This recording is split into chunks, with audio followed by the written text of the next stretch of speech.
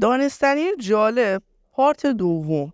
بریم تو کارش. میدونستین همین کوسه‌هایی که هممون موقعی که میریم دریا ازشون میترسیم، میدونستین بدبخت‌ها فقط 10 نفر در سال میکشن و ما انسانای بیشور و دریو تو 100 میلیون از اینا منقرض میکنه خودش. ناموسا ما نمیدونیم انسانیم چی هستیم، دشمنیم هستیم. نیستن کست ننشون کست ننشون چرا چون اینا مشکل داری بی ناموس. ما داریم زحمت میکشیم، تو نمیدونی چه بلای سر ما اومده. گو میخوری فش میدی. آقا میدونستی همین تنبلا، همینا که کل بدن کل روز میگیرن میخوابن، این بی ناموسا اعضای بدنشون تنبله. مثلا همین شکمشون، این شکمشون 2 هفته طول میکشه تا این مثلا نمیدونم یه تیکه غذا رو حذف کنه.